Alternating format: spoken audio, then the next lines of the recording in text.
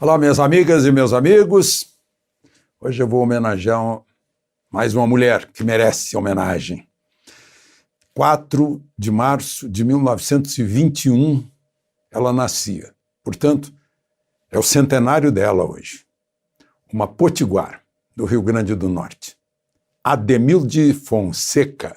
Certamente a maior parte de vocês aí que me acompanham não sabem quem é. Pesquisem no Google e ouçam-na cantando Brasileirinho, choro de Valdir Azevedo, de 1947.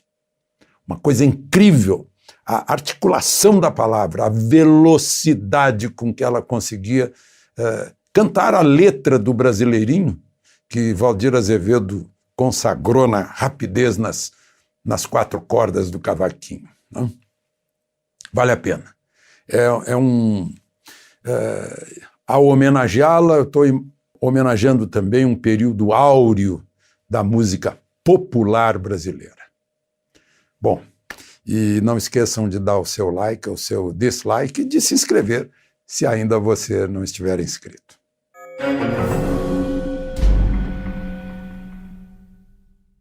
Bem, gente, o primeiro assunto de hoje é o senador Eduardo Girão, lá do Ceará, presidente do Fortaleza, mais o senador Stevenson Valentim, lá do Rio Grande do Norte, aquele policial que começou com as aulas militarizadas, resgatando as crianças da periferia lá em Natal, mais o meu colega Lazier Martins, que brilhou no rádio no Rio Grande do Sul, e o meu amigo Jorge Cajuru, em cuja rádio eu falava lá em Goiânia. Todo mundo está em família, pois eles entraram representando aí a coalizão Convergência, né, com o auxílio do advogado Maurício dos Santos Pereira, com pedido de impeachment contra o ministro Alexandre de Moraes do Supremo.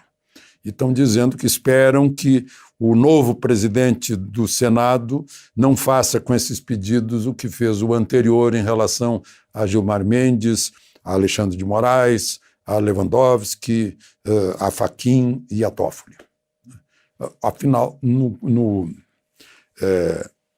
a Constituição Federal diz que o Senado é que fiscaliza o Supremo, já que o Conselho Nacional de Justiça não pode fazer isso. Agora, falando em justiça, a coisa está divertida. Eu lamento ter que mostrar como fonte dessa diversão um crime, que foi o crime de espionar e roubar e violar a Constituição e a lei, as mensagens entre o chefe da Lava Jato no Ministério Público de Curitiba e o juiz presidente da 13ª Vara Federal, Sérgio Moro e Dallagnol, né? E as conversas que tem lá mencionam ministros do Superior Tribunal de Justiça, do TCU, sugerem que a Receita Federal fosse investigar ganhos e tal. Então, o que aconteceu é que o Superior Tribunal de Justiça pediu para o ministro Lewandowski para ter acesso a isso, que, afinal, a defesa de Lula teve acesso também, né, e para tentar desacreditar o juiz Sérgio Moro, e o pessoal do TCU também pediu, né. Então, não sei se tem alguém dormindo mal aí, mas tem coisas lá, tem insinuações, etc. Agora, é incrível, né?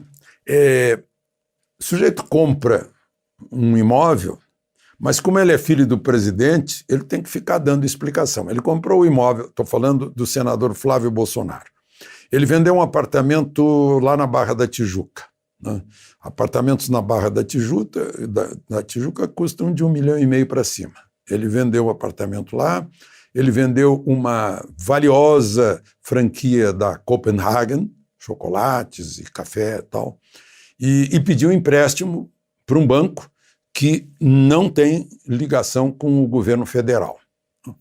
E aí completou o valor de quase 6 milhões dessa residência no setor de mansões Dom Bosco, no Lago Sul, né? Pretende morar em Brasília, pelo jeito. Sim, claro, e com escritura. Né? Escritura em nome dele. Não é como no triplex de Guarujá ou no sítio de Atibaia. Escritura em nome dele. E tem que dar explicação. Né? E tem gente encaminhando pedido e tal para investigar essa coisa toda. Enfim, filho do presidente tem esse ônus. Agora, o pai dele teve hoje lá ali pelo Triângulo Mineiro, na cidade goiânia de São Simão, se não me engano, inaugurando mais um trecho da ferrovia Norte-Sul. Imaginem, deem uma olhada no mapa, imaginem uma ferrovia que vai do porto de Itaqui, passa por todo o centro-oeste, atravessa o norte, centro-oeste, entra no sudeste e vai lá para o Porto de Santos. Porque agora, mais adiante, esse trecho faz a ligação com a malha ferroviária de São Paulo.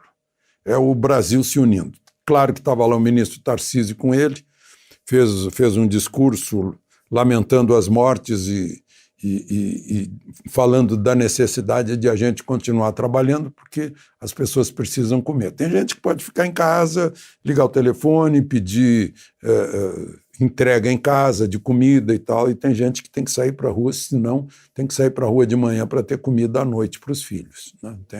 Tem essa questão. Aí a Jovem Pan, fez uma pesquisa para saber quem são os responsáveis pela queda do PIB. Né? Perguntou se são governadores e prefeitos ou se é o presidente da República. O presidente da República é responsável por 3,2% das pessoas. 35 mil pessoas se manifestaram. 96,8% disseram que governadores e prefeitos são responsáveis. É a voz do povo, né, que é totalmente oposta à voz da mídia, de um modo geral. Eu estou dizendo isso lamentando, porque eu acho que nós, jornalistas, temos que ser os porta-vozes do povo, né, e não... Na nossa arrogância, nós queremos substituir a voz do povo e, mais do que isso, fazer a cabeça do povo, e não estamos conseguindo. Bom, lá no Senado, por 62-14, incrível que houve 14 votos contra essa PEC emergencial. Né? Lamento que dos 14, dos 3 senadores de Brasília, só o senador em quem eu votei foi a favor. Os outros 2 foram contra. Mas, enfim, deu 62-14, vai para a Câmara agora, o presidente da Câmara já disse que não vai para a comissão, vai direto para o plenário, porque tem que ter 2 votações, é mudança na Constituição. Criando mecanismos, digamos, são freios, para evitar gastos públicos em caso de calamidade, aí suspende concurso, não dá aumento para ninguém, né? Pode pegar subsídio também, tirar subsídio. O agro está preocupado com isso, mas não acredito que o governo vá tocar no agro, porque o agro é que sustentou esse PIB que ficou só na metade do que previa o FMI de queda. Né? O agro foi o único que teve um percentual positivo no PIB. E gatilhos também. Né? Isso abre espaço para um auxílio emergencial, que dessa vez vai pegar mais ou menos a metade das pessoas, inclusive porque, eu cito aqui, não, o TCU, Tribunal de Contas da União, calcula que 40 bilhões foram pagos para gente que não merecia receber. Ou seja, gente que se inscreveu sem nenhum espírito de cidadania e com malandragem. Né? É lamentável. Teve gente parente de político, funcionário municipal, teve vereador por aí que se inscreveu, gente que tem emprego, que tem patrimônio. Eu soube pelo Estadão que o Itaú, e fez muito bem o Itaú, demitiu por justa causa, por desvio de conduta, 50 funcionários que se inscreveram e receberam indevidamente o auxílio emergencial, atentando contra o país, contra os contribuintes, né? E, quem sabe, contra os próprios clientes do Itaú que estão sustentando essa coisa, né? O auxílio deve durar 4 meses e deve ser 250 mil por mês, aí para umas 30 milhões de pessoas, mas vamos ter que... O outro foi 68 milhões de pessoas e uns 300 bilhões. Temos que esperar. Bom, e saiu um número da Fundação João Pinheiro, que tem sido, os números da Fundação João Pinheiro têm sido usados pelo governo, mostrando que estamos com um déficit habitacional, isso número de fim de 2019, né, de 5.876.000 residências, dá 8% do total de moradias do país. Não é muito diferente dos 3 anos anteriores, ou seja, o governo, o povo, a economia não está conseguindo melhorar esse número.